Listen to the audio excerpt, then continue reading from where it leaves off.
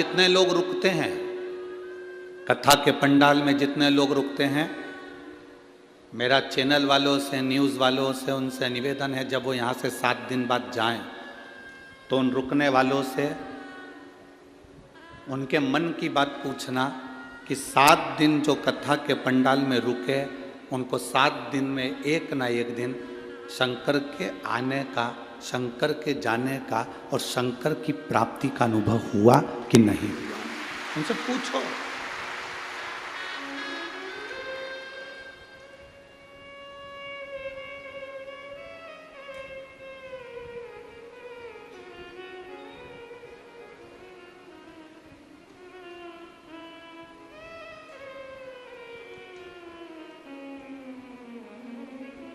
शिव महापुराण की कथा में जितने लोग बैठे रहते हैं, इनकी 3 चीजें समाप्त हो जाती हैं।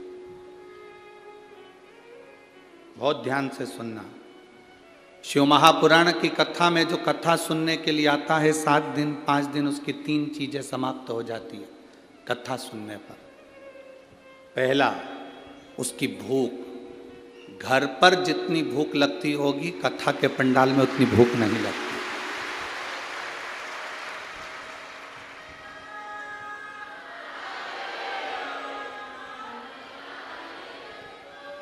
अगर भूख लगती तो ये उठकर भोजन के भंडारे में मिलती, पर सुबेरे नहा धोकर तैयार होकर वापिस पंडाल में सुबेरे 6 बजे से अपना आसन लगाकर इंतजार करने बैठ जाती है। दोपहर की 2 बजेगी और कथा मिलेगी। भूख समाप्त। जो झोले में थोड़ा बहुत बिस्कुट या कोई सामान कोई लाकर दे देता है, वो निकाल कर उसमें से थोड़ा सा खा लेती है। पास वाली कहती है खाना खाने नहीं जा रही? मैं तो नहीं जाऊँ, मैं यहीं अच्छी, मैं नहीं जाऊँ, मैं यहीं अच्छी हूँ। तो खाना तो यहीं पास में तो भंडारा चल रहा है, चल ना ना मैं नहीं जाऊँ, मेरे पास तो रखा है, थोड़ा सा मुरमुरा लेके आई थी, उसको खा लेती, अब उसमें से निकाल कर खा। 3 चीजें शिव महापुराण की कथा में जो 7 दिन 5 दिन रहते हैं, उनकी 3 चीजें चली जाती है। भूख, दूसरा भोग, उसका भोग। कितनी भी आसक्ति में डूबा हुआ व्यक्ति हो, आप जितने लोग यहां 7 दिन 5 दिन कथा सुनने के लिए आए हो, ऐसा कोई व्यक्ति नहीं जिसके पास में धन की कोई कमी हो। सबके पास बाबा ने पेट भरकर भोजन दिया है और अच्छा दिया। घर पर रहते हो तो कूलर चाहिए, पंखा चाहिए, हर 2 घंटे में चाय चाहिए, हर 2 घंटे में चाय चाहिए। 2 घंटे होते हैं और चाय की तैयार। थोड़ी देर बाद फल चाहिए, पूरा पूरा डनलफ के गद्दे पे आराम चाहिए, क्योंकि कमर में थोड़ी डिस्क की प्रॉब्लम है, किसी को घुटने की प्रॉब्लम है, किसी को किसी चीज की प्रॉब्लम। वहां रहती तो 2-4 बार आइडेक्स लगा लेती पाँव में। अब यहाँ तो आधा किलोमीटर दूर तो गाड़ियाँ रुकी हैं और वहाँ से यहाँ तक पैदल धक्का खाती खाती आड़ी टेढ़ी जगह में चलती चलती चलती चलती यहाँ तक पहुँची है। और उसमें भी बस यहाँ ना तो कोई किसी को आदर दे रहा है कि साहब आओ बैठो, ना कोई किसी से कह रहा है कि जाओ साहब। यहाँ तो तुम्हारा दिल हो तो आ, और नहीं है मन तो जा। यहाँ तो दिल की बात है। भोग समाप्त हो जाता है, भोग समाप्त।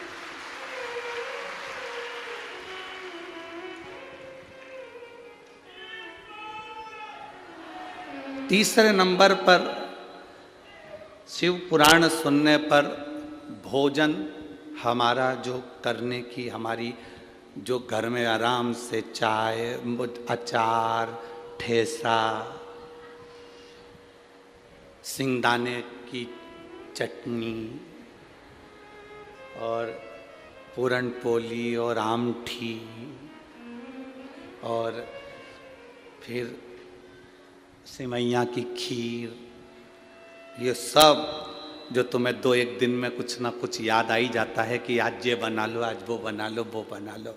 7 दिन में भोजन छूट जाता है, तुम्हारी रुचि से तुम नहीं खा पाते, जो भोले बाबा तुमको दे देता है वो खा लो। भूख गई, भोग गया, भोजन गया, तीन चीज चली। और जिसकी ये तीन चीजें कथा में चली जाए, समझ लो तुम्हें शिव को मिलने में देरी नहीं लगेगी। मिल गया, शिव मिलने में देरी नहीं है, फिर वो मिला। शंकर मिल गया। उसकी प्राप्ति का केंद्र बिंदु है भगवान की भक्ति।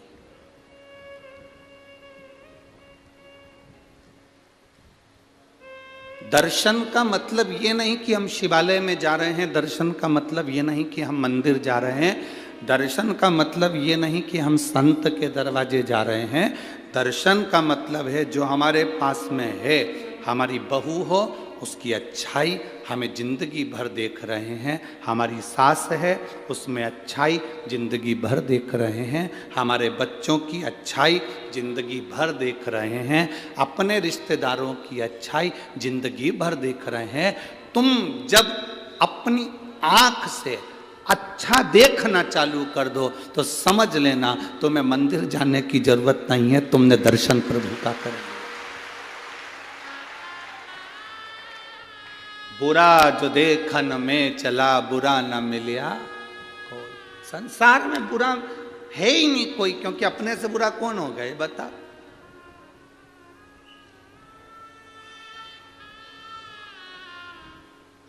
सांप काट लेता है तो उसका इलाज हो सकता है। बहुत ध्यान देना महाराज। बिच्छू काट ले तो उसका इलाज हो सकता है, कुत्ता काट ले तो उसका इलाज हो सकता है, जानवर काट ले तो उसका इलाज हो सकता है, पर इंसान को काट ले तो इलाज नहीं हो सकता। हम ऐसा काटने की बात नहीं कर रहे हैं कि तुम किसी को काट लो, इस काटने की नहीं। जिसके भीतर नफरत भरी हुई है और अंदर से व्यापार काट रहा है, तरक्की देखकर जल रहा है और उसको नीचे गिराने का सोच रहा है, समझ लो कि वो काट रहा है। जितना जहर सांप के विष में नहीं है, जितना जहर बिच्छू के डंक में नहीं है, उससे ज्यादा जहर आज के आदमी के अंदर भराता चले जा रहा है। एक दूसरे को देख देख कर जहरीला होता जा। ए मेरी जीजियों, मेरी बहुओं से निवेदन है बेटा, मेरी बेटियों से निवेदन है, मेरी बहुओं से निवेदन है, मेरी बेटियों से निवेदन है, तुम्हारे घर में जितने सदस्य हैं, सास अपशब्द कहे ना बेटा, कभी बुरा ना मानिएगा। ससुर अपशब्द कहे ना, कभी बुरा ना मानिएगा। सास अपनी पूरी दौलत उठाकर अगर अपनी जेठानी को भी दे देना तो आंख में आंसू नहीं आना चाहिए। पूरी प्रॉपर्टी उठाकर किसी को दे दे तो रोना नहीं, क्योंकि भोलेनाथ पर भरोसा रखना, वो देकर जाए। बेटियों, ये कभी मत सोचना कि तुम्हारी सास ननन को स्नेह करती है, हमसे तो बात तक नहीं करती। जो घर में नई साड़ी आती है वो ननन को उठा कर दे देती है, कुछ आया तो ननन को उठा कर दे देती है। दे देने दो, तुम टेंशन मत लो। कई माताएं कहती हैं मेरा पति कमा कमा कर मरे जा रहा है और मेरी सास उठा उठा कर दिए जा रही है। ये जान लेना कि तुम्हारे पति का पूर्व का कोई कर्जा होगा, तो ये सब रिश्तेदार उसको निचोड़ निचोड़ कर लेकर जा रहे हैं। ये पूर्व का कर्जा होगा तुम्हारा, जो आज निचोड़ कर लेकर जा रहे हैं। इतना बड़ा दिल रखना, इतना बड़ा दिल रखना। सास किसी को उठाकर पूरी प्रॉपर्टी भी दे दे तो चिंता मत करना। नानी बाई के मायरे में कथा आती है, नरसिंह मेहता की भाभी ने पूरी जायदाद जय कुंवर बाई की अपने कर ली थी और नरसिंह मेहता और माणिक गौरी को धक्के देकर निकाल दिया। नरसिंह मेहता की पत्नी को धक्के देकर निकाल दिया, नरसिंह मेहता को धक्के देकर निकाल दिया। और नरसिंह मेहता की जो भाभी थी उसने पूरी प्रॉपर्टी अपनी कर ली, पूरा सोना चांदी हीरा पन्ना सब अपना कर लिया। बाद में इनको धक्के मारकर निकाल दिया। जरा विचार करना, जिसको धक्के मारकर निकाला था वो नरसिंह मेहता रोते रोते शंकर जी के मंदिर में गया था। अगर आपने नानी बाई का मायरा सुना होगा तो उसमें लिखा है, नरसिंह मेहता रोते रोते शिव जी के मंदिर में गया था। नरसिंह मेहता सांवरिया का भजन करता था, सांवरिया का पूजन करता था, सांवरिया की भक्ति करता था, पर जिस समय उसे घर से निकाला तो वो शंकर के मंदिर में गया। शिव मंदिर में जाकर शंकर के शिवलिंग से लिपट कर रोता रहा, आंख से आंसू बहते रहे, मुख से कुछ कहा नहीं। संसार के लोग उससे कहते हैं जो तुम्हारी सुनता ही नहीं है। तुम्हारे को दुख आया, परिवार वालों से कहा, परिवार वाले क्या कर लेंगे? तुम्हारे ऊपर कष्ट आया, तकलीफ आई, परिवार वाले क्या कर लेंगे? तुम्हारे जीवन में तकलीफें बढ़ी, कष्ट बढ़ा, परिवार वालों से कहा, क्या कर लेंगे? आपने अपना दुख उसको सुनाया जो कुछ नहीं कर सकता। अगर ये दुख जैसे नरसिंह मेहता ने शंकर जी के शिवलिंग का स्पर्श कर कर गले लगकर उसको सुना दिया तो देवाधिदेव महादेव ने नैया पार लगा दी, उसने नैया पार कर दी।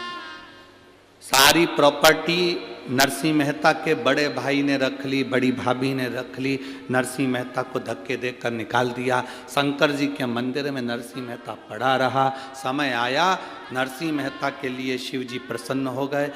दुनिया का पहला संत था जो मरा नहीं था, सात शरीर बैकुंठ गौलोक धाम तक गया था, शंकर जी के साथ भगवान का दर्शन करने गया था। दुनिया का पहला संत नरसिंह मेहता था। क्या दिया भगवान भोलेनाथ ने? सारी दुनिया का धन दौलत संपदा सब भोलेनाथ ने नरसिंह जी को दे दी, सांवरिया जी के कहने पर। अब इसके पास में माणिक गौरी के पास में धीरे धीरे नरसिंह जी के घर में धीरे धीरे मकान जमीन जायदाद सब बढ़ गई। सास उसको दे गई थी, दे दे, उसको कुछ मिल गया था, मिल जाए। तुम्हारे पास में 5 बीघा जमीन है, 5 एकड़ जमीन है, तुम्हारे बड़े भाई के पास में 10 बीघा जमीन है, 20 बीघा जमीन है, 10 एकड़ जमीन है, चिंता मत करना। तुम जितनी परमात्मा ने तुमको दी है उसमें इतने खुश होकर जीना कि वो 10 एकड़ वाला भी सोचे कि नहीं होने पर इतना खुश कैसे।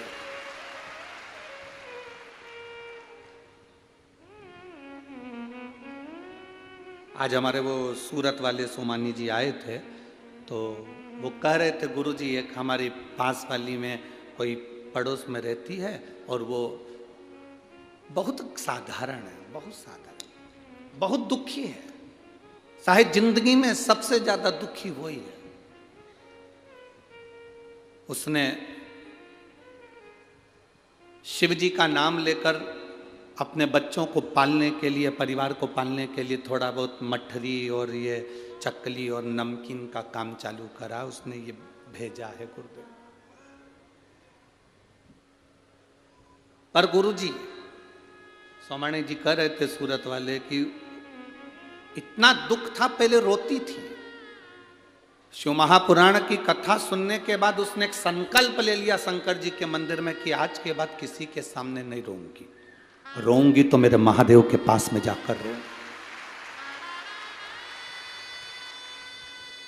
अब जब भी किसी रिश्तेदार से मिलने के लिए या कोई रिश्तेदार मिलने के लिए आता है तो इतनी हंसती है, प्रसन्न होती है, खुश होती है, इतनी प्रसन्न कि रिश्तेदार सोचते हैं कि इसकी जिंदगी में इतना दुख है और इसके बाद इतनी खुश कैसे रह लेती है। बाबा आप कहते हो ना कि शंकर जी के सामने खुश होकर जाना, भले जिंदगी में कितना भी दुख हो, एक ना एक दिन बाबा आशीर्वाद दे ही देता है कि तू ऐसी खुश हमेशा रहे, ऐसी प्रसन्न हमेशा रहे। प्रसन्न होकर जाए, प्रसन्न। आप दुखी क्यों हो? ये इतने लोग लाखों की संख्या में बैठे हो, आप लोग इतने लाखों की संख्या में पहुंचे हो, आप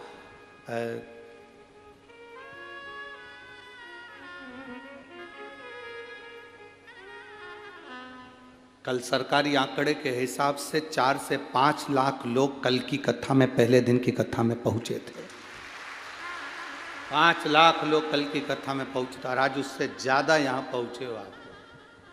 जरा अंदाजा लगाइएगा आपके दुख का कारण क्या है, आप क्यों दुखी हो। उसका दुख का केवल एक कारण है कि आप दूसरे से आस लगाए।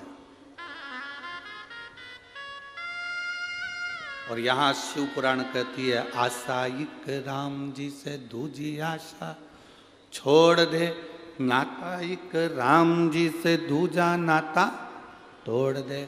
और साधु संगे राम रंगे, अंग अंग रंगी है, और जाई विधि राखे राम। आप आस दूसरे से लगाए।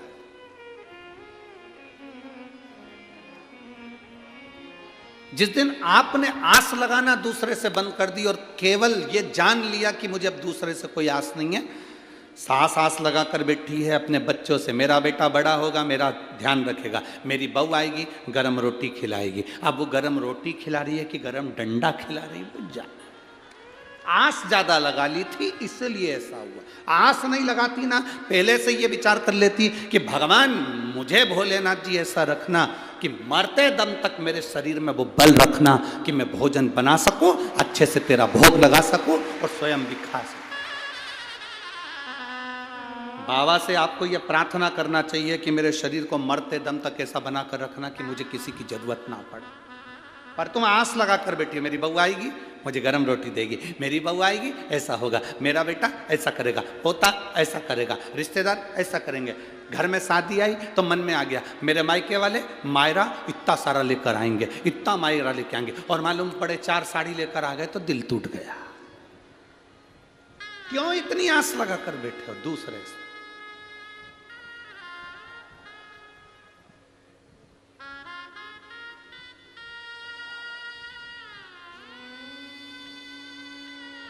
बहुत सारी आस नहीं लगाना, आस लगाना तो मेरे बाबा से लगा कर बैठना।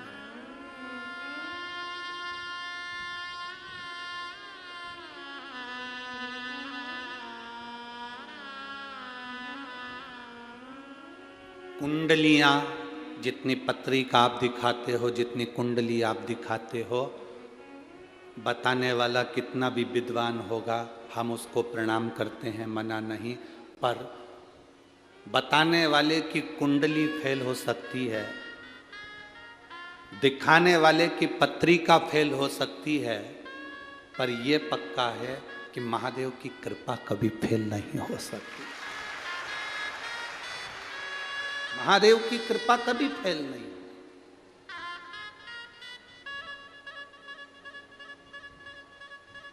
विद्वान कहने वाले कह देंगे कि साहब तुम्हारी सत्ता होगी, तुम्हारा वैभव होगा, तुम्हारी राशि ठाठ होगा, तुम्हारा ये होगा, तुम्हारी पत्रिका इतनी जोरदार है, तुम इतने जोरदार हो, तुम तो सिंहासन पर बैठ जाओगे। पर ना ना ना ना,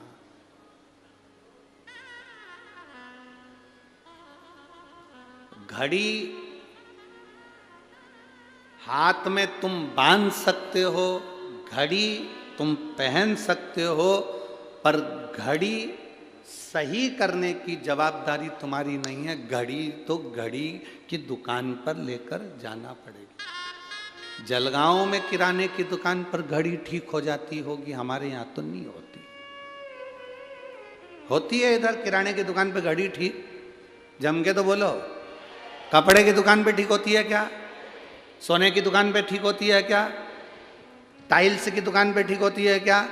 लकड़ी की दुकान पे, खवास की दुकान पर? घड़ी की दुकान पर ठीक होती है। घड़ी बनाने वाला कौन?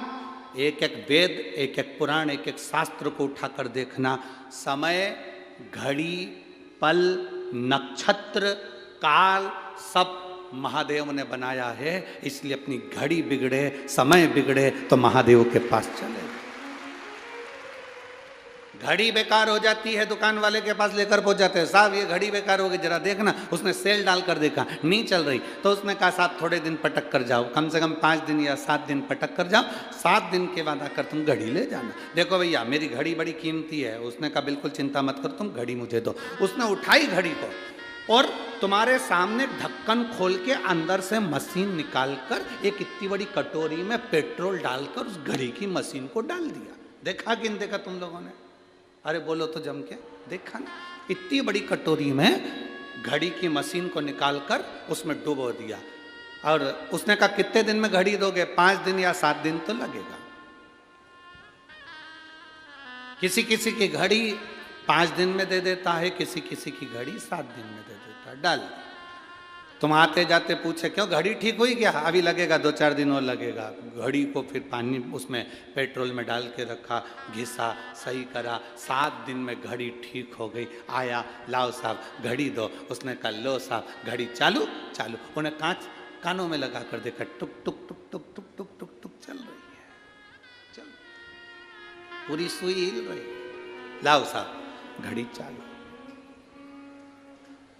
हम आपसे भी कहते हैं, जितने लोग जलगांव की इस पवित्र भूमि पर कथा सुन रहे हैं और जितने टीवी पर सुन रहे हैं, ये सोच कर बैठे हैं बहुत भीड़ हो रही होगी, हम कैसे जाएं। उनसे हमारा निवेदन है, घड़ी अगर बेकार चल रही हो, समय बेकार चल रहा हो, बड़ा दुख जिंदगी में चल रहा हो, बीमारियों ने घेर रखा हो, तकलीफों ने घेर रखा हो, तो ये 7 दिन घड़ी की दुकान में आकर घड़ी को पटक दो।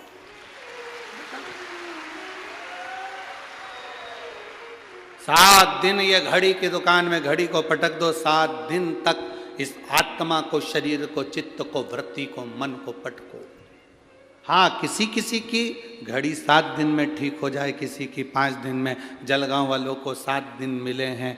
अमरावती में 16 तारीख से दिसंबर 16 यहाँ कथा पूर्ण होगी। 11 तारीख को, 16 तारीख को अमरावती में प्रारंभ हो जाएगी दोपहर में 1 बजे से 4 बजे तक। वहाँ 5 दिन अम्बेश्वर अम्बा विदर्भ की सुंदर शिव महापुराण की कथा वहां पर प्रारंभ हो जाएगी अमरावती।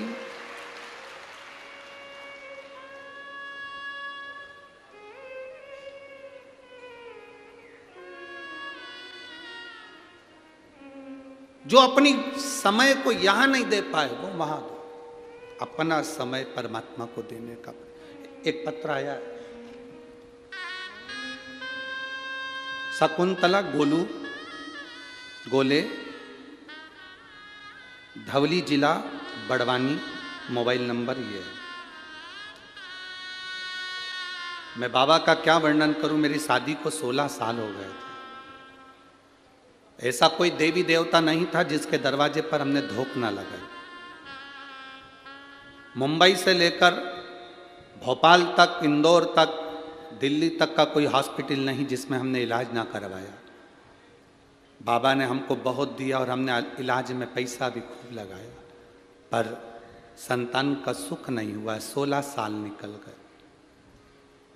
किसी देवता पर विश्वास करने का मन ही नहीं करता था, क्योंकि इतनी सारी गोदी हमने भरवा ली थी, झोलियां भर। किसी ने कहा पशुपतिनाथ का व्रत करो। एक सफेद आंकड़े की जड़ रजस्वला धर्म के 7वें दिन तुमरुका जी का नाम लेकर, तुमरुकेश्वर महादेव को कहकर 21 बार घुमाकर लाल धागे में कमर में नंदी के पास खड़े होकर शिव का दर्शन करते हुए बांध लो।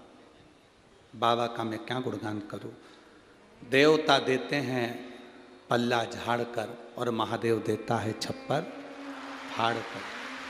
केवल 3 महीने हुए थे गुरुजी, सारे सब फेल हैं इस सफेद आंकड़े की जड़ और तुमरुकेश्वर के आगे। बाबा ने ऐसी कृपा कर दी। 28 मार्च 2023 को बाबा ने मेरे गर्भ से 2 पुत्रों को जन्म दे दिया है। ये शिव कृपा। कहीं बैठी हैं, कहीं बैठी हो तो आप यहीं का पत्र है। बच्चे लेकर आए हैं क्या कोई साथ में? नहीं लाए। ठीक है, बधाई आपको बहुत बहुत। बच्चों का मैं फोटो लगा रही हूँ गुरुजी, आप लोग टीवी के माध्यम से ये दोनों बच्चों को देख सकते हैं। शिव भक्ति औघड़ी शंभु शंकर त्रिकालदर्शी। बैठिए।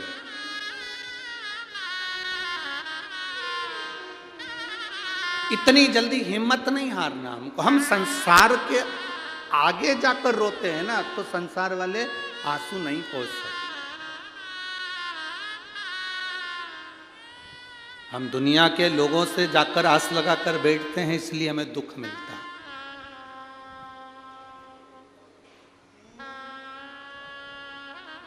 हम दुनिया से आस लगाए ना, इसलिए दुख मिला। और इस पत्र में उस बेटी ने लिखा कि आखिरी बार जब सब दूर से आस खत्म हो गई, तब मैंने भगवान शंकर का पशुपति व्रत किया, उस पर विश्वास किया, आस लगा।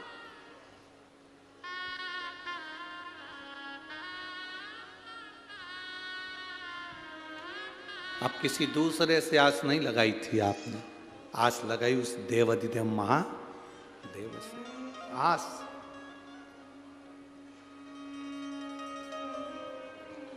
और लगन तुमसे लगा बैठे जो होगा देखा जाएगा, तुम्हें अपना बना बैठे जो होगा देखा जाएगा। आस लगा ली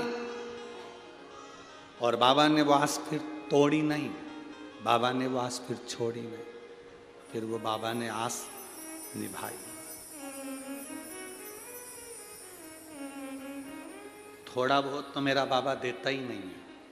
तुम एक मंजिल का मकान मांगते हो, वो 2 मंजिल बना के ही छोड़ता है, 2 मंजिल बनाकर ही छोड़ता है। थोड़ा बहुत तो देता ही नहीं है, वो बहुत कृपालु। बस आपका विश्वास प्रबल हो, सब में अच्छा देखो।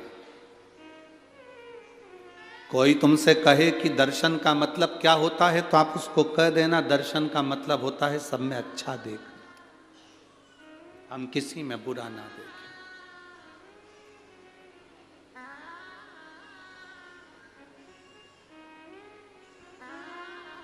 वो कहते हैं रचा है सृष्टि को जिस प्रभु ने, वही ये सृष्टि चला रहे। जो पेड़ हमने लगाया पहले, जो पेड़ हमने लगाया पहले, उसी का फल अब हम पा रहे हैं। रचा है सृष्टि को जिस प्रभु ने, वही ये सृष्टि चला रहे। उस पर भरोसा कर लो, इतना पक्का भरोसा, फिर वो टूटे ना, फिर वो छूटना नहीं चाहिए। इतना प्रबल भरोसा होना चाहिए, इतना प्रबल। एक लड़का कोमा में चले गए, देखो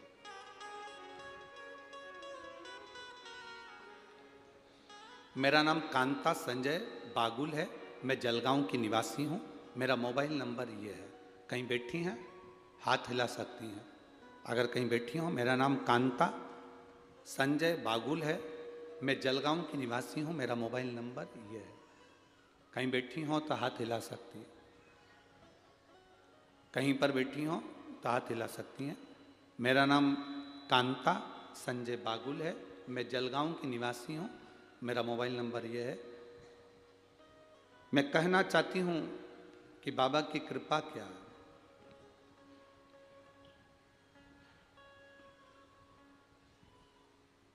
शिव महापुराण की कथा नहीं है गुरुदेव, ये शिव पुराण नहीं। हम पूरा पत्र तो बहुत बड़ा है, आप लोग भी देख रहे होंगे एलईडी पर। अब इतना बड़ा पत्र तो हम पूरा, क्या बात है, जो खास चीज़ उन्होंने हेडलाइन पर मार्क करके दी है, लाइन लाइन बना कर दी है, उसका स्मरण करें। कहूँगी शिव पुराण नहीं है, साक्षात शिव है।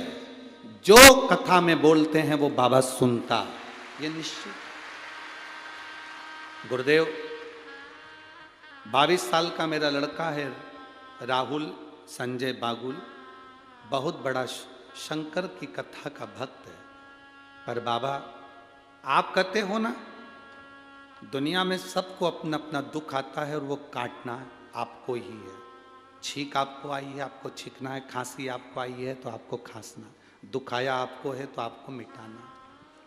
उसको ब्रेन हेमरेज हो गया। 22 साल का मेरा लड़का राहुल संजय बागुल, उसको ब्रेन हेमरेज हो गया। तुरंत डॉक्टर के पास जब लेकर गए तो मालूम पड़ा ब्रेन हेमरेज है।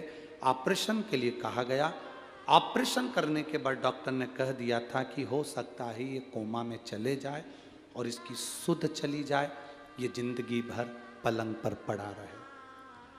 ठीक भी हो सकता है, पर 90% चांस यही रहते हैं कि कोमा में चले गया व्यक्ति तो जिंदगी भर ठीक नहीं होता। मेरे लड़के का हमने ऑपरेशन करवाया, वो कोमा में चले गया, पड़ा रहा, ना हाथ हिलता ना पांव हिलता, आंख में से आंसू बहता रहता। सारे इलाज फीके पड़ गए। गुरुजी, 22 साल का मेरा लड़का, करूं तो करूं क्या?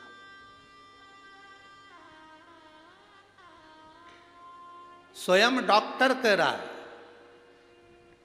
अब ये डॉक्टर क्यों कहेगा, जरा विचार करिए। स्वयं डॉक्टर कह रहा है, मेरी पत्नी कोई सीहोर वाला महाराज है, उसकी कथा सुनती है। स्वयं डॉक्टर कह रहा है, मेरी पत्नी कोई सीहोर वाला महाराज है, उसकी कथा सुनती है। आप अपने बच्चे को अब घर ले जाओ, इतने दिन तक कब तक पटक के रखोगे, घर पर सेवा करो। हम उसे 10 दिन बाद घर पर लेकर आ गए। उसके कानों में डॉक्टर के कहने से हमने हेडफोन लगाया, शिव महापुराण की कथा टीवी पर चलाई, उसको हेडफोन लगाकर सुनाते रहे। घर लाने के 25 दिन बाद कथा सुनते सुनते मेरे बेटे ने अपने हाथ पैर की उंगलियां और कंपन करना प्रारंभ कर दिया। हाथ पैर की उंगलियां कंपन करना प्रारंभ कर दी, ब्रेन काम करना प्रारंभ कर दिया। लेकर गए वापिस हॉस्पिटल। डॉक्टर भी आश्चर्य में पड़ गया कि ये चमत्कार कैसा हो गया।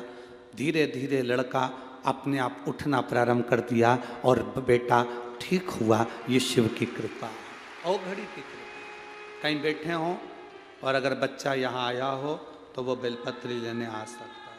कहीं बैठे शिव कथा, अगर वो बेटा यहाँ आया हो तो बेलपत्री लेने आ सकता है। शिव कथा इसी को और घड़ी है। जिस लड़के ने आंख खोल कर आंख में से आंसू निकलते हो, शरीर पड़ा है, ब्रेन का ऑपरेशन हो गया हो, काम ना कर रहा हो, कोमा से निकल ही नहीं रहा हो, हेडफोन लगाकर शिव कथा अंदर प्रवेश कर गई। कितने रोग, कितनी बीमारी है जीजियों। हम तो पूरे पत्र नहीं पढ़ पाते, आपको भी दुख होता होगा। इतने इतने पत्र गुरुजी के पास आते हैं, पढ़ते नहीं। अब पत्र पढ़ें तो कथा कब बाँचे।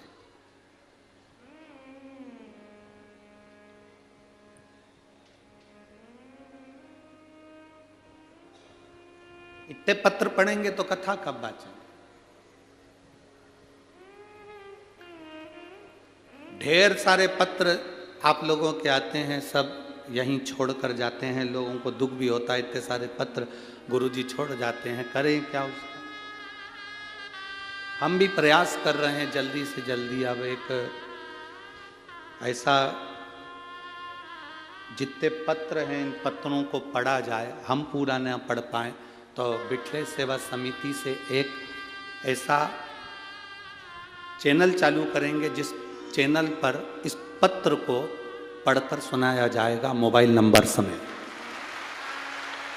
जल्दी से जल्दी हम भी प्रयास करें इन पत्रों को आप तक पहुंचे, आपके पत्र का भाव जनमानस तक पहुंचे। उसमें 15 से 20 मिनट प्रवचन का क्रम रहेगा और उसमें पत्र पढ़ दिए जाएं। आपके पत्र आप तक पहुंचे कि आपकी जिंदगी में शिव ने क्या करा है। विथ मोबाइल नंबर समेत आप जाएं, पता करें उसके जीवन में क्या बदलाव आया, उसके जीवन में क्या। और मेरा विश्वास करता है यहाँ जितने कथा में आए हो ना, आपके भी पत्र एक ना एक दिन किसी व्यासपीठ पर जरूर पहुंचेंगे, ये पक्का है। वो शंभु है, ओ घड़दानी, त्रिकालदर्शी, कैलाशी, अविनाशी, शिव कहते हैं उसको। हम किसी का भविष्य नहीं लिख सकते, क्योंकि हमारा भविष्य तो खुद उसने लिखा है। हम किसी का भाग्य नहीं बता सकते, क्योंकि हमारे भाग्य में क्या लिखा वो उसको मालूम है। ना हमारे पास बेल है, ना भविष्य है, ना हम भाग्य बताने वाले हैं।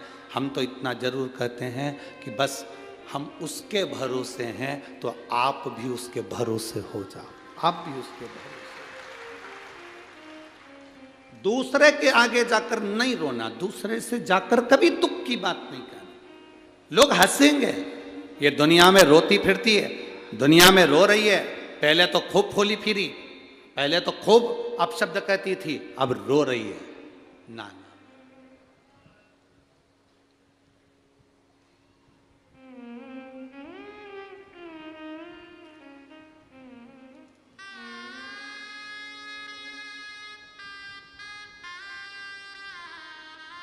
जब कोई बीमारी व्यक्ति को घेरती है ना, तो उसके परिवार वाले ही कहना चालू कर देते हैं, अच्छा है कर्मदंड भोग रही है, खूब करती थी ना हरकत, इसलिए भोग रही है।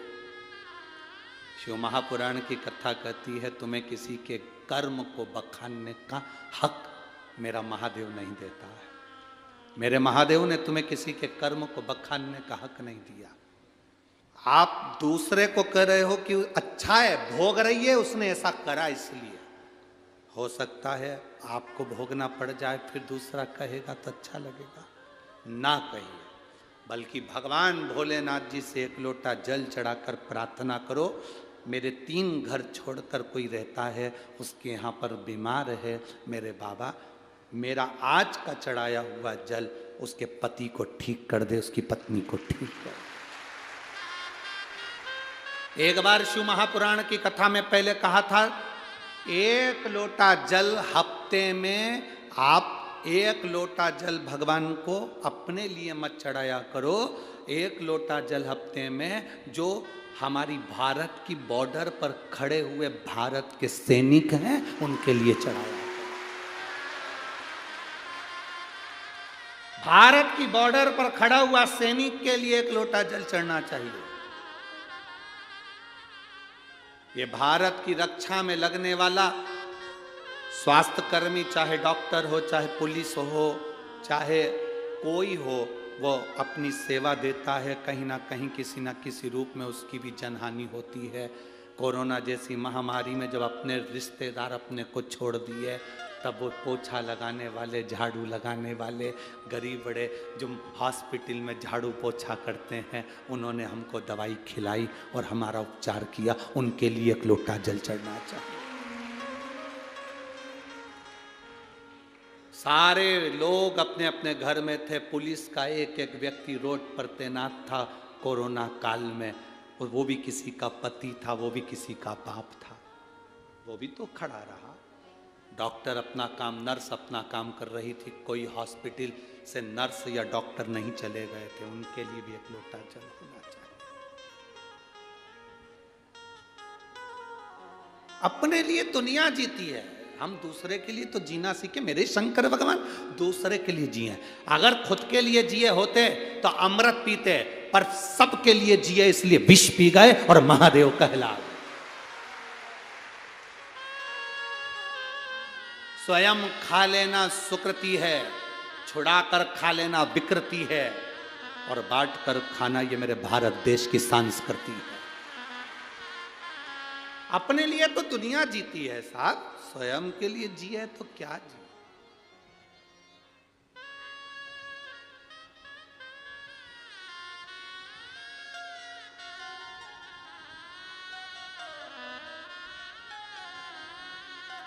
अपने लिए जिए तो क्या जिए, स्वयं के लिए क्या जीना, दूसरे के लिए।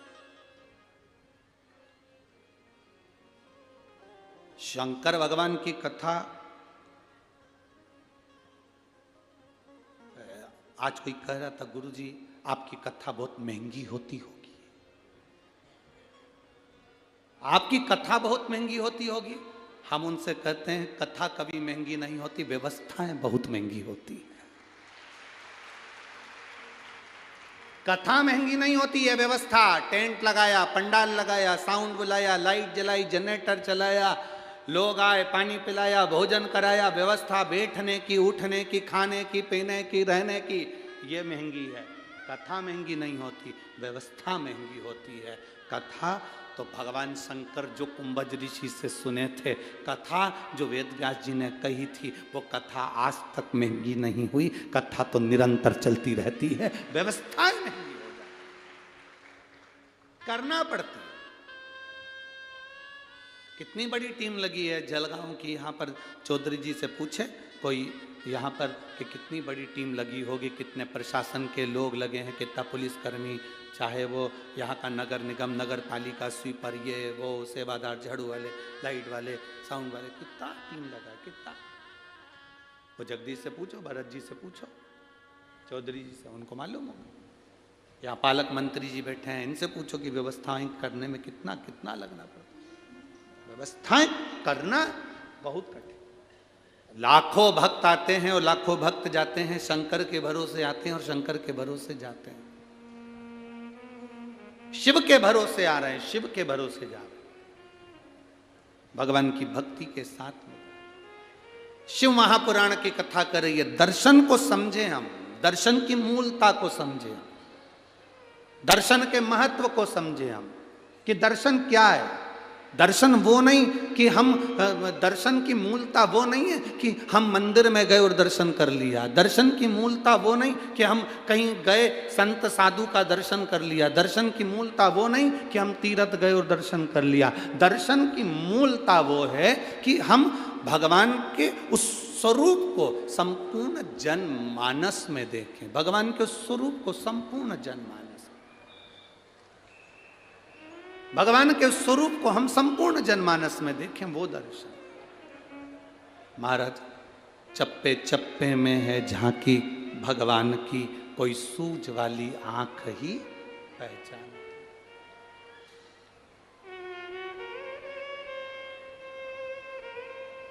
तुझ में राम, मुझ में राम, सब में राम समाया है। जित देखो उत राम की ही माया, सब में राम।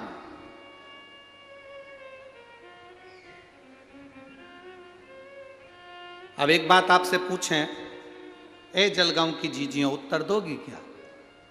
जम के तो बोलो जरा, दोगी ना? ठीक है।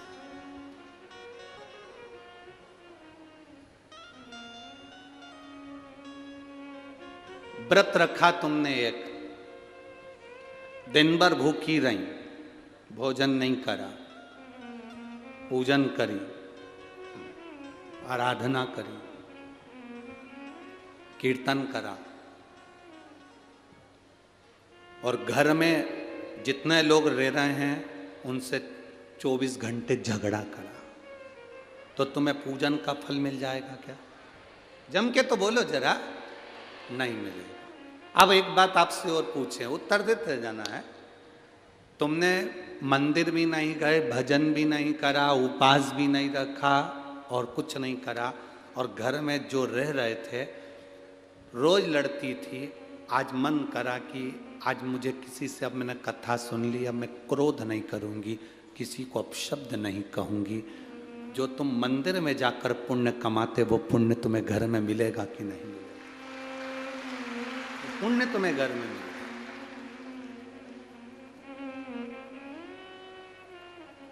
एक पक्षी शाम ढलते ढलते अपने घर आ जाता है, बोलो आता है कि नहीं आता? तुम्हारे दरवाजे के बाहर आवारा कुत्ता भी घूमता रहता है, तो रात होने पर अपने ओटले पर आ जाता, अपने घर के बाहर आ जाता। पशु, जानवर, पक्षी रात अपने घर घोंसले में आ जाते हैं। गौ माता चढ़ती है तो घर आ जाती है रात होने से पहले। केवल एक मनुष्य ही है जिस शाम ढलती है तो ये ढलने निकल जाता है। केवल एक मनुष्य। पक्षी शाम होती है रात होती है घर आ जाता है, पशु शाम होती है रात होती है घर आ जाता है, जानवर शाम हो घर आ जाता है, गौ माता शाम हो घर आ जाती है, सब अंधेरा होने से पहले अपने घर आ जाते हैं। और एक संसार में रहने वाले छोरा छोरी आज की पीढ़ियां जैसे जैसे रात ढलती है ये ढलने के लिए बाहर निकल जाते हैं। जिसके घर के बच्चे रात भर बाहर रहते हैं उस घर की कभी तरक्की नहीं हो सकती, वो बर्बाद होकर मानता। पहले का कंट्रोल था माताओं का, 8 बजे के बाद छोरा छोरी बाहर गए तो ताला लगा देती थी। कहाँ जा रही? चल अंदर। कहाँ जा रहा है? अंदर चल। मम्मी अभी दोस्त से मिलकर आया, यहां बुला ले, घर में बुला ले, नहीं जान दूंगी, जा। और अगर चले जाऊं तो पहले मैंने जो कपड़े दिए वो उतार दे, नीचे से अंदर तक चड्डी भी उतार, जा जा, निकल यहां से बाहर, उतार दे सब कपड़े। थोड़ा दबाव तुम्हारा होना चाहिए। बेटे ने कहा मम्मी बस दोस्त क्या शादी है, अभी घूम कर आता हूं। अब शादी तो शादी है तो अटेंड तो दिन में जाना, शाम को जाना है। दोस्त के यहाँ की शादी है तो हम भी तो चलेंगे। तेरा बेस्ट फ्रेंड तो हमारा भी तो कोई लगता होगा। जब तू बेस्ट फ्रेंड है तो हम बेस्ट नहीं है।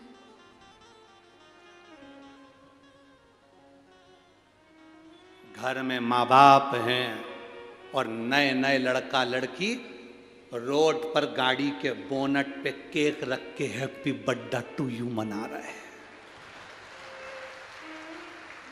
गाड़ी के बोनट पर, गाड़ी की सीट पर केक काट रहे हैं। दुख होता है। 1-2 जगह तो हमने गाड़ी खड़ी कर कर पूछा, जा रे आशीष पूछ किया, जिसका केक कट रहा है गाड़ी के ऊपर, पूछना इसके बेचारे के मम्मी पापा नहीं है क्या, अनाथ है? क्योंकि गाड़ी के बोनट पर, गाड़ी की सीट पर उसी का केक कटता है जिसके सब मर गए रे, सब मर गए, अनाथ है बेचारा, उसका केक रोड पर काट रहा है। नहीं तो घर में माँ बाप की साक्षी में लाओ केक ही काटना है ना तुमको। दुनिया के लोग मना करते होंगे कि केक मत काटो, पर हम कह रहे हैं आज के फैशन में चल रहे हो, काटो, पर उसके जिसने उसको जन्म दिया वो माँ बाप उसके सामने होना चाहिए। वो माँ बाप उसके सामने होना चाहिए जिसने जन्म दिया। उसको खुशी होगी कि मेरे लड़के के दोस्त इतने अच्छे हैं, रात को आकर उन्होंने केक काटा, मेरे बच्चे का जन्मदिन मनाया, इतना आशीर्वाद देंगे जिसका वर्णन नहीं। और तुम रात्रि को केक काट रहे, गाड़ी की सीट पे 4-5 कुत्ते तुम्हें देख के खुश हो रहा है, पटक के जाएगा, खाएंगे। दूसरा कोई खुश नहीं हो रहा, 4 तेरे दोस्त और 4 कुत्ते। अब तुम किसके लेवल में हो तुम समझो, हम क्या बोले। और 2-3 कुत्ते दूसरे मोहल्ले के वहीं से भौंक रहे, भौंक रहे, चिल्ला रहे कि हमारे मोहल्ले में केक कट रहा है, हमको छोड़ के जाना। कुत्ते भी कह रहे और तुम खुश हो रहे। अभी दिसंबर का महीना आ गया, अभी तुम देखना,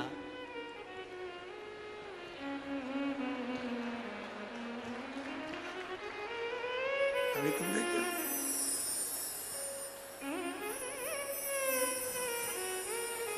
हैप्पी न्यू ईयर।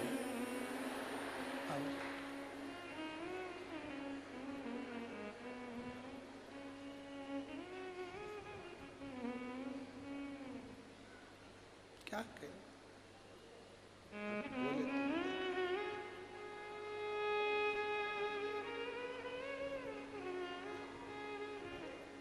हमारा नया साल ये नहीं है।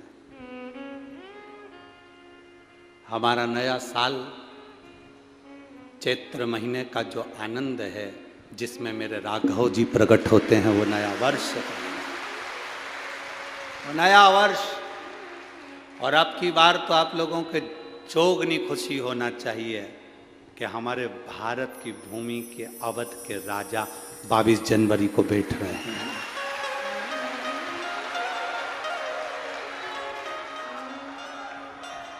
भारत की भूमि के अवध के राजा 22 जनवरी को बैठ रहे हैं, ये प्रसन्नता होना चाहिए पूरे भारत देश में। अपने अपने दरवाजे को सजा लो, रंगोलियां डाल लो। जब राम आए थे तो दीपावली मनाई गई थी, वो दिवाली 22 जनवरी को मनना चाहिए। अवध में राम बैठे, समझ लेना कि अब हमारा राजा बैठ रहा है इस भारत की भूमि को संभालने के लिए। सहज नहीं, बस अब उसको बैठने में देरी नहीं है। खूब खुशियां मनाओ, आनंद पाओ। हमने भी सोचा है 22 जनवरी को जब राम जी अवध में बैठेंगे तो कुबेरेश्वर धाम को भी दियों से, लाइटिंग से, रेजर लाइटिंग से खूब सज्जित किया जाएगा। खूब सुंदर सुंदर आयोजन कुबेरेश्वर धाम पर भी 22 जनवरी को। आनंद की लहर, आनंद। आप लोग अयोध्या नहीं जा सकते तो सीहोर आ जाना हो। तो 22 जनवरी को वहाँ भी बहुत आनंद के साथ एक दिवसीय खूब रात्रि को लाइटिंग महोत्सव, बाबा का अभिषेक, पूजन अर्चना खूब धूमधाम से कर, भक्ति के साथ शिव तत्व की प्राप्ति। महाराज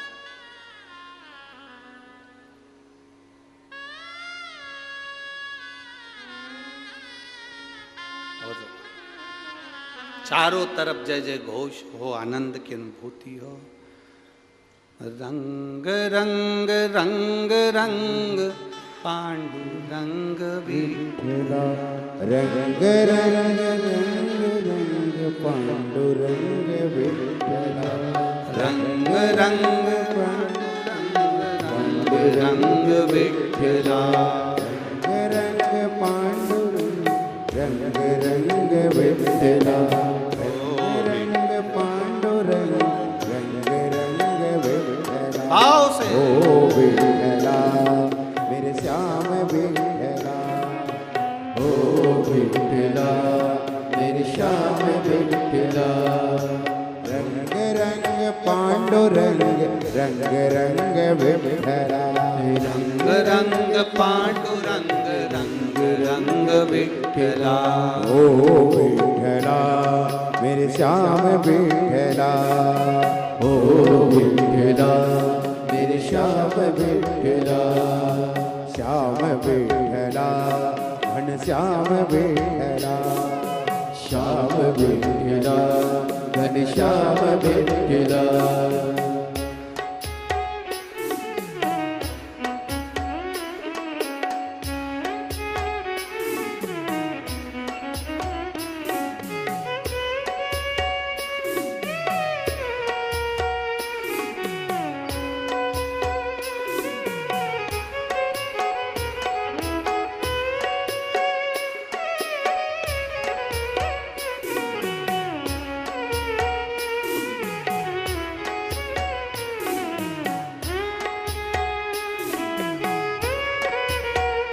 जय हो।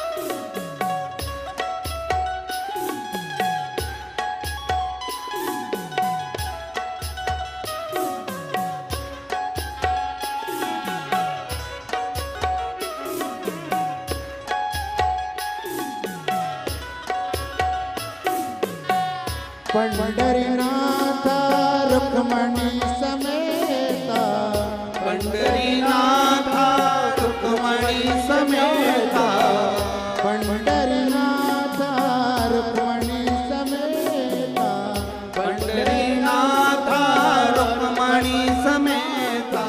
रंग रंग पांडुरंग रंग रंग भक्ति रंग रंग भक्ति रंग रंग रंग विठला, रंग रंग भक्ति रंग रंग रंग विठला, रंग रंग पांडुरंग रंग रंग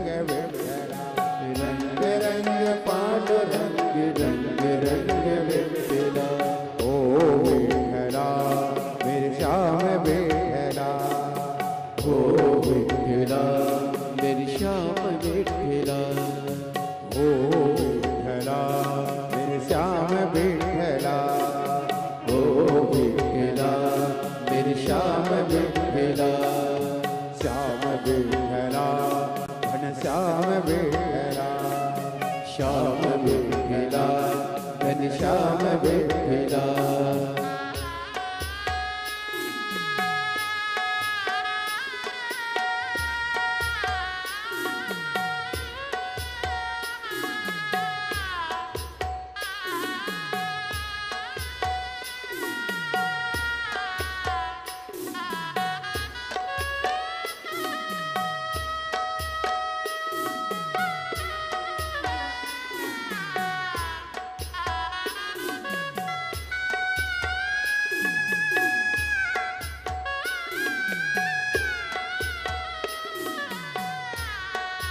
राधे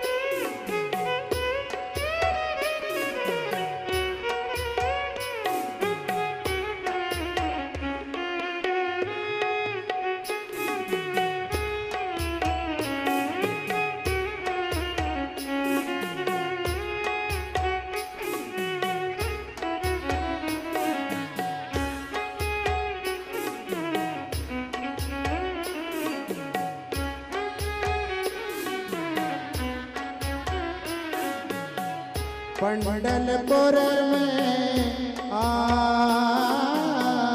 पंडलपुर में आप विराजे, पंडलपुर में आप विराजे, पंडलपुर में आप विराजे, पंडलपुर में आप विराजे, आप विराजे थाने रुकमा साजे, आप विराजे थाने रुकमा साजे, पंडलपुर में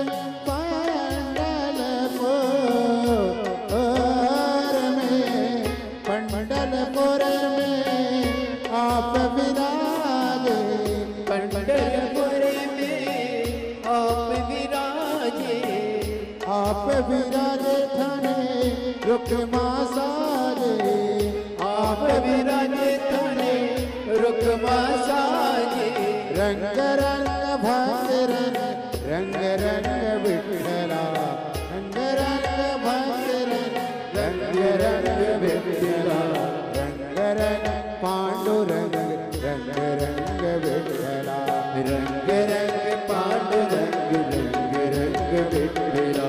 ओ विठला मेरे श्याम विठला, ओ विठला मेरे श्याम विठला, श्याम विठला घनश्याम विठला, श्याम विठला घनश्याम विठला।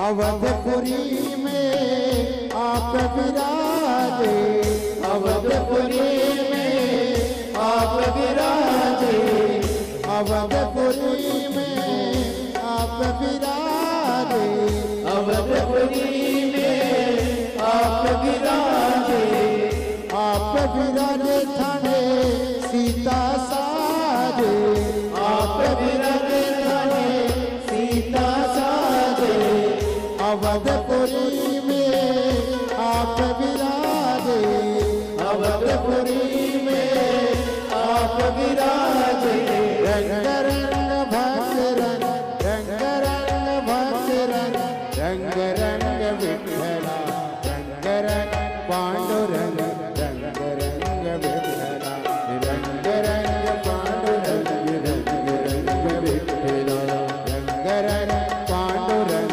रंग रंग विठ्ठला, ओ विठ्ठला मेरा श्याम विठ्ठला, ओ विठ्ठला मेरे श्याम विठ्ठला, ओ विठ्ठला मेरा श्याम विठ्ठला, ओ विठ्ठला मेरे श्याम विठ्ठला, ओ रंग रंग पांडुरंग, रंग रंग विठ्ठला, रंग रंग पांडुरंग, रंग रंग विठ्ठला, ओ रंग रंग पांडुरंग, रंग रंग विठ्ठला, रंग रंग पांडुरंग, रंग रंग विठ्ठला, पंढरपुर आप विराजे, पंढरपुर में आप विराजे, आप विराजे थाने रुक्मा साजे, आप विराजे संगे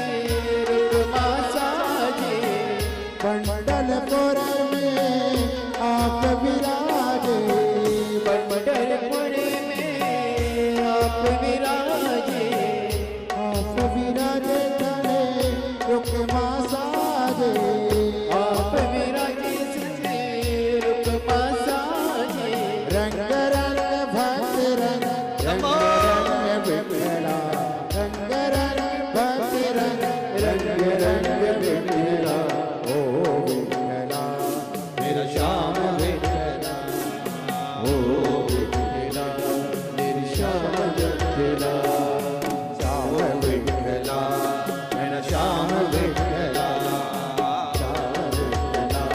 मेरे श्याम विठ्ठला, ओ विठ्ठला मेरा श्याम विठ्ठला, ओ विठ्ठला मेरे श्याम विठ्ठला, ओ विठ्ठला मेरा श्याम विठ्ठला, ओ विठ्ठला मेरे श्याम विठ्ठला, ओ विठ्ठला मेरा श्याम विठ्ठला, ओ विठ्ठला मेरे श्याम विठ्ठला, बोल विठ्ठल पांडुरंगा भगवान की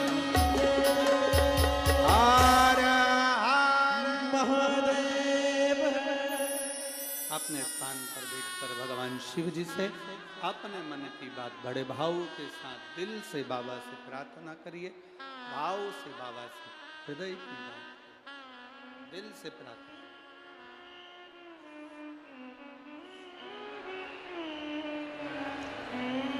जहाँ जगह मिले वहाँ बैठकर भाव के साथ बाबा से अपने मन की बात।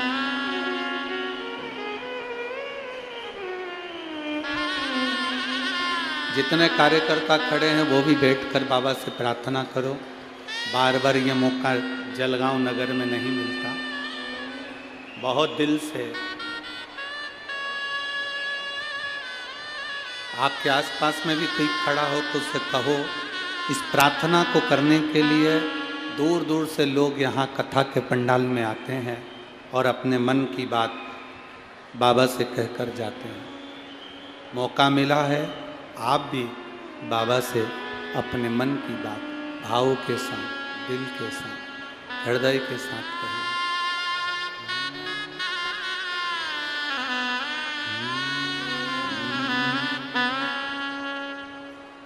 श्री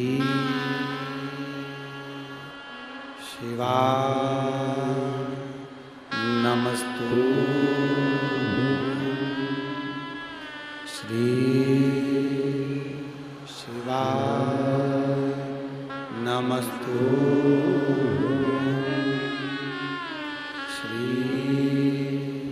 शिवाय नमस्तुभ्यं।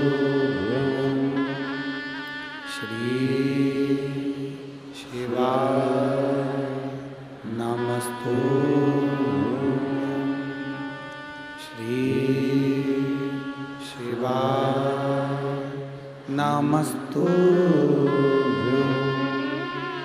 भोला सब दुख काटो ओ भोला सब दुख काटो। शिव शंकर जपो तेरी माला, भोले बाबा जपो तेरी माला। भोला सब दुख काटो ओ भोला सब दुख काटो। वेश है मंगलकारी, वेश है मंगलकारी। शमशान वासी हमारा, शमशान वासी ओ सब दुख काटो ओ सब दुख काटो। शिव कथा कह रही है, भगवान शंकर का संवाद कर रहा है। ब्रह्मा जी को थोड़ा सा अहम आया। अभी आपको कथा में कहा था कि अच्छा देखो अच्छा मिलेगा। ब्रह्मदेव नहीं देख पाए। ब्रह्मा जी के भीतर थोड़ा सा अहंकार जागृत हो गया, अहम जागृत हो गया।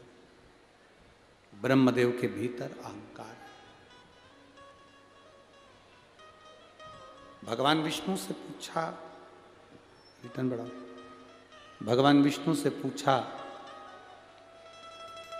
आपके पिता कौन है? भगवान विष्णु ने कहा मेरे पिता स्वयं देव अधिदेव महादेव है। स्वयं शिव पिता? हाँ, परीक्षा करने के लिए, पिता को जानने के लिए एक पर्वत को घुमाया और उस पर्वत से शिवलिंग की आकृति उत्पन्न हुई।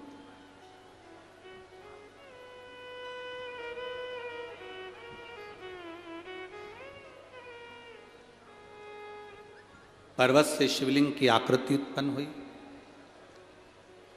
ये तुम्हारे पिता हैं? भगवान विष्णु ने कहा ये मेरे पिता हैं। इन पिताजी का सिर कहाँ है? चरण कहाँ है?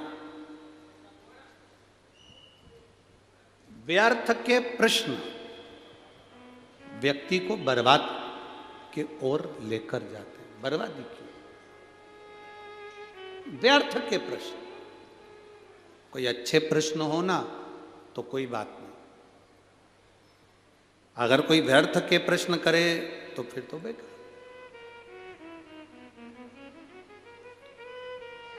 जैसे कोई कह दे कि एक व्यक्ति ने, एक कॉलेज के टीचर ने अपने स्टूडेंटों से पूछा कि ये बताओ कि मेरे पिताजी सफ़ेद शर्ट पहनते हैं और मेरी माँ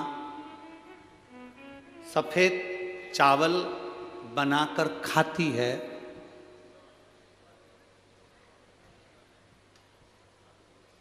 तो मेरी उम्र कितनी है?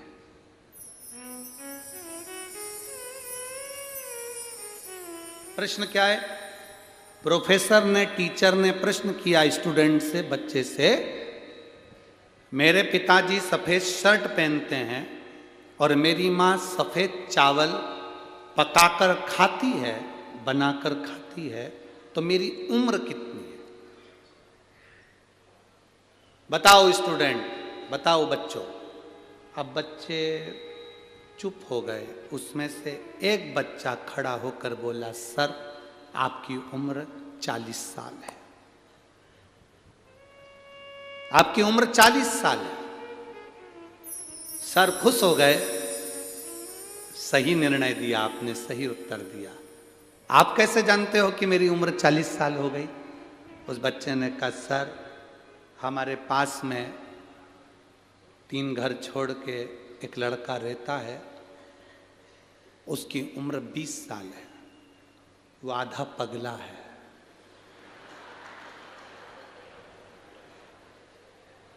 आपकी उम्र 40 साल है, मतलब आप पूरे पगले हो। ये कोई प्रश्न है? ये कोई प्रश्न है कि पिताजी सफेद कुर्ता पहनते हैं, सफेद शर्ट पहनते हैं, माँ सफेद चावल खाती है, तो हमारी उम्र बताओ। अब ब्रह्मा जी ने भी ऐसी प्रश्न कर लिया भगवान विष्णु से, तुम्हारे ये शिवलिंग तुम्हारा पिताजी है, इसका सिर कहाँ है, इसका पांव कहाँ है, बता। अब ऐसे फालतू के प्रश्न करोगे तो फिर बाद में कष्ट तो भोगना ही है।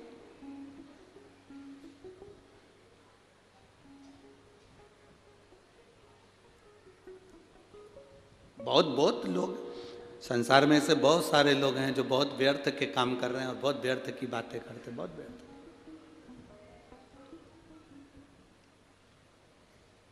बहुत व्यर्थ की बात।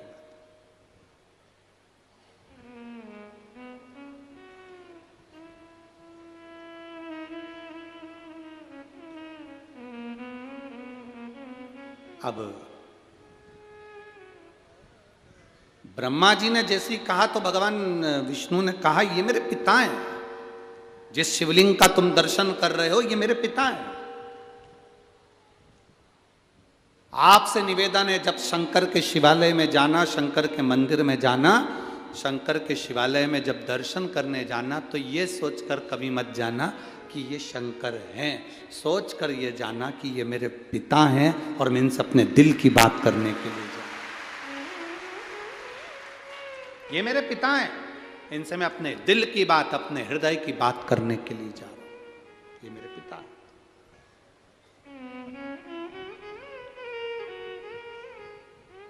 जब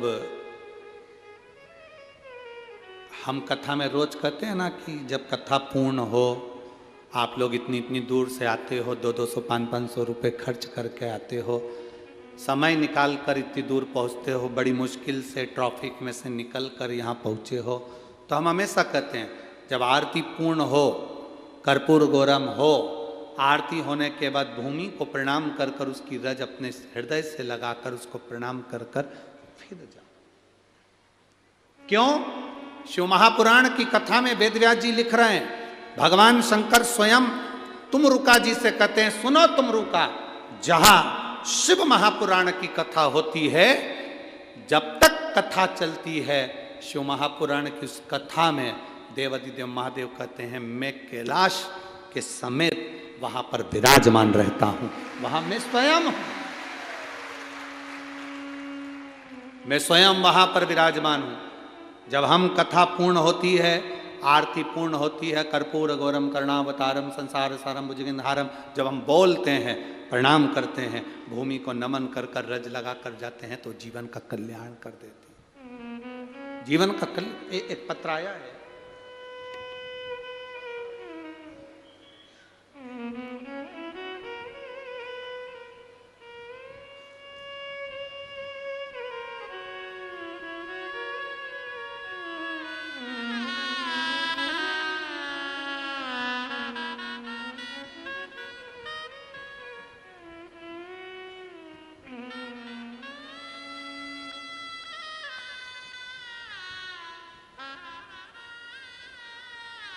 मैं दीपक सतीश सोनबड़े, दशरथ नगर, जिला जलगांव। कहीं बैठे हो तो हाथ हिला सकते हैं,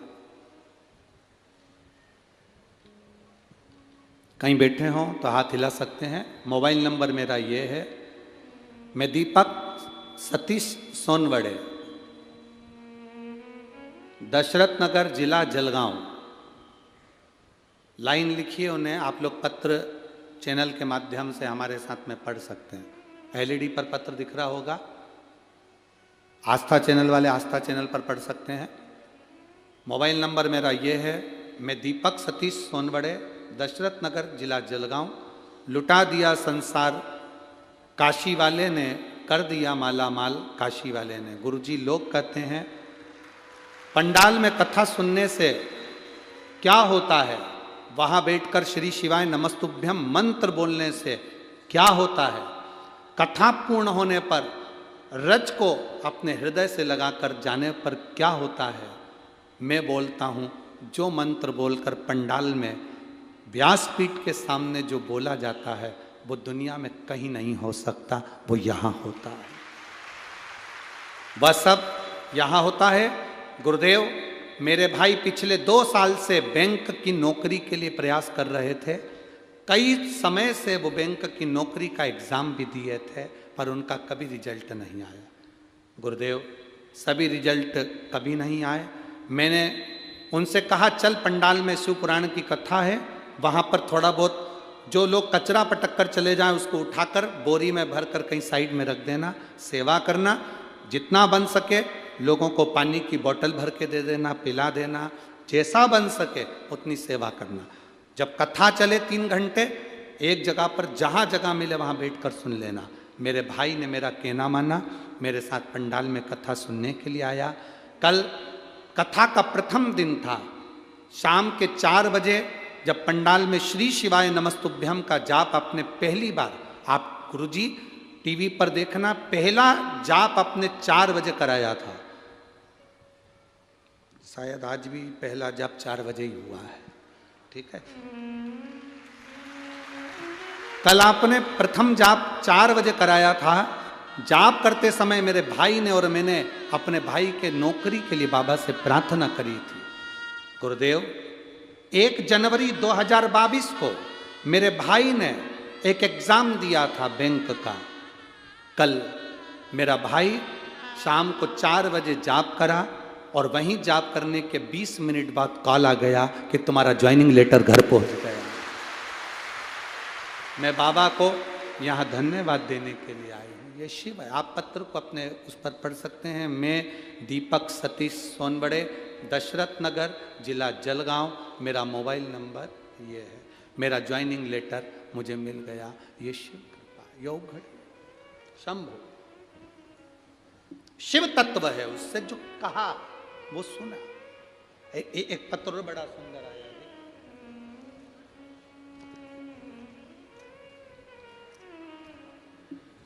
मेरा नाम स्वाति किशोर शिंदे है। पोस्ट उंदीर खे के जिला, क्या लिखा है? उंदीर रखे के, तुम समझ गए क्या? बस तो फिर बात खत्म हो गई। ठीक है, कहीं बैठी हैं क्या? स्वाति किशोर शिंदे कहीं बैठी हो तो हाथ हिला सकती हैं। मेरा नाम स्वाति किशोर शिंदे। आप लोग पत्र मोबाइल पर और आपके टीवी पर स्क्रीन पर पढ़िए साथ में। मेरा नाम स्वाति किशोर शिंदे है, जिनका फोटो भी लगाया गया है। अगर वो आई हों तो हाथ हिला सकती हैं, ठीक है। पोस्ट डैश डैश डैश, ठीक है। जिला जलगांव, महाराष्ट्र, तहसील पारोला। मोबाइल नंबर ये। 2022 में जुलाई के महीने में पता चला कि मेरे शरीर में गठान हो गई। गठान का इलाज चल ही रहा था कि शरीर में बहुत सारी गठान हो गई। बहुत सारी गठान देखी तो शरीर बहुत बुरा सा लगने लगा। हम डॉक्टर को दिखाने के लिए गए तो जब ख्याल आया कि इसको डॉक्टर को दिखाना चाहिए, क्योंकि गले में गठान और बड़ी सी हो गई थी। दिखाया। धूलिया में सिद्धि विनायक अस्पताल में चेक कराने के लिए गए। डॉक्टर ने कहा एक गठान निकालना पड़ेगी, उसकी चेकअप होगा। गठान निकाली गई, चेकअप के लिए भेजी गई तो ब्लड कैंसर था। और ब्लड कैंसर भी 4th स्टेज का था। आप लोग पत्र में पढ़ रहे होंगे, पत्र में लिखा है 4th स्टेज का कैंसर है। फिर डॉक्टर ने कहा तुम्हें केमो लगाना होगा। फिर नासिक के श्री गुरुजी अस्पताल में गई, वहाँ भी जांच करी। जांच करने के बाद डॉक्टर ने कहा कि 6 केमो लगेंगे। फिर मैंने 2022 अगस्त में पहला केमो लिया। फिर घर आकर किसी पड़ोसन से कहा, पड़ोसन ने कहा कि मंदिर जाया करो, बाबा से प्रार्थना करो, चढ़ा हुआ जल लाकर आचमन करा करो, बेलपत्र भी खाया करो। मैं वैसे ही करती गई। पड़ोस वाले कहते थे सीहोर जाओ, बाबा का रुद्राक्ष लेकर आओ। हम गए, बाबा का रुद्राक्ष लाए, विनती करी और विनती कर कर बाबा का रुद्राक्ष लेकर जब आए, विनती कर कर उस रुद्राक्ष का वर्णन क्या करें गुरुदेव। तांबे के कलश में गलाना, शिव जी को जल चढ़ाना, और बाबा की कृपा से बाबा ने ऐसी कृपा करी। आज दूसरी बार जांच करने के लिए गई तो डॉक्टर ने कहा तुम्हारे शरीर में कैंसर नहीं है। बाबा की कृपा से प्रणाम करने के लिए। ये शिव है, औघड़ी शंभु। मेरा नाम स्वाति किशोर सिंधे है। मैं ठीक है, और जलगांव, जिला जलगांव, तहसील पारोला, महाराष्ट्र की रहने वाली हूँ। और पोस्ट मोबाइल नंबर ये है। नाम तुम पढ़ लो, दिखाओ रे दिखाओ जरा चैनल वालों, गांव का नाम दिखाओ। पोस्ट नाम पढ़ो। जितने लोग टीवी पर देख रहे हो, एलईडी पर देख रहे हो, तुम वहीं से चिल्ला के बोलो कौन सा नाम है।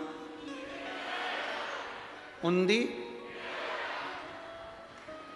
अब इनने क्या लिखा है वो पढ़ो तुम पहले तो, टीवी पर हो। ठीक है, तुम समझ गए ना। हाँ ठीक है। कहाँ गिरे? उंदीर के ले। हाँ ठीक है। शंभु शंभु। एक ने तो पत्र रुमाल पे लिखा है, धुला हुआ है, नहीं तो मालूम पड़े ऐसे ही भेज दिया हो। पत्र लिखा उन्होंने। स्वाति तायड़े, पारस से हूं, कहीं बैठी हो तो हाथ हिला सकती है। ठीक है। उन्होंने पत्र में लिखा है मुझे ब्रेन का प्रॉब्लम था, बहुत ज्यादा तकलीफ थी ब्रेन की। ब्रेन का जब प्रॉब्लम था, डॉक्टर के हिसाब से बहुत बड़ी बीमारी थी, पर मैं बाबा को क्या वर्णन करूं। शिव पर चढ़े हुआ जल पीना प्रारंभ करा, मेरी सारी दवाइयां बंद हो गई, मेरी किडनी ने भी काम करना चालू कर दिया। मैं बाबा को नमन करने के लिए पत्र, ठीक है, रुमाल। शिव तत्व को जानना क्या होता है। शिव महापुराण की कथा में बैठकर जब हम स्तुति करते हैं दिल से, आप आए हो बहुत दूर दूर से आए हो, 100 रुपये 50 रुपये 500 रुपये खर्च कर कर आए हो, बड़ी मुश्किल से जगह मिली, बैठ भी गए, आखिरी तक कथा का स्मरण कर कर उससे दिल की बात कहकर हम जाए, उसे कह कर जाए।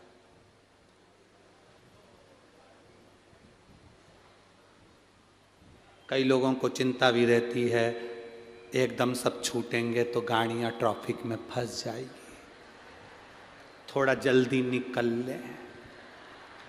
और मालूम पड़े ऐसे ही भगवान के यहाँ जाने में जल्दी निकल लिए तो वो तो समझ वाली बात। अब तुम यहाँ सोचो कि जल्दी आए हो, बाबा के पास बैठे हो, अपने मायके में जब जाओ तो थोड़ा समय लेकर जाओ, अपने बाप से बात तो करो, पिता से मिलो तो सही, दिल से कहो तो सही।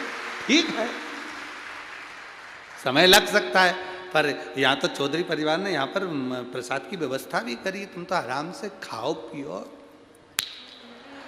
मस्त अपने आनंद लो, मस्त रहो। क्या किसको रोइए, चादर ताड़ के सोए। शिव कथा कह रहे हैं, ब्रह्मा जी ने कहा कि मैं इनको शिव नहीं मान सकता। प्रश्न ऐसे करो जिसका हल हो,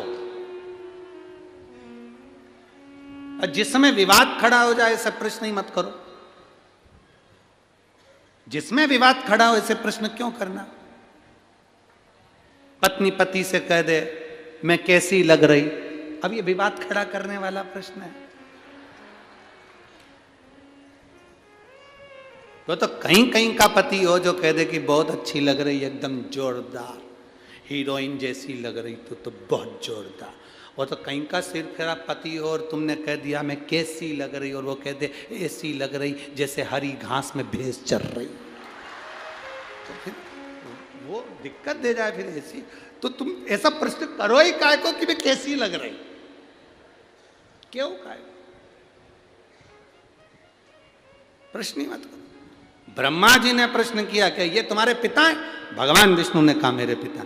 अगर ये तुम्हारे पिता हैं तो इनका सिर कहाँ है, चरण कहाँ है? भगवान विष्णु ने कहा सिर कंकर कंकर में शंकर है। जहां पूरे शिवलिंग में तुम जहां देख लो वहां महादेव का सिर नजर आएगा, जहां देख लो वहां चरण नजर आएगा। तुम्हारा मन करे शिवलिंग में जहां तुम जानो वो सिर है, और जहां तुम जानो वहां चरण है। ये तो देखने वाले पर निर्भर करता है कि उसने क्या देखा है, ये देखने वाले पर।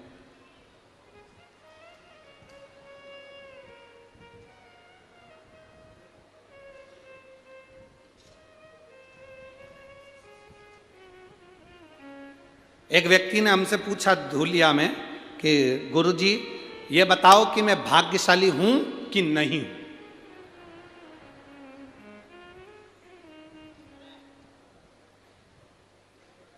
अब तुमसे कोई ये प्रश्न करे तो तुम क्या उत्तर दोगे, बोलो रे। अब वो प्रश्न कर रहा है कि गुरुजी मुझे बताओ मैं भाग्यशाली हूं कि नहीं हूं। हमने उस बच्चे से कहा देख, भारत की भूमि पर जिसका जन्म होता है वो भाग्यशाली ही होता है।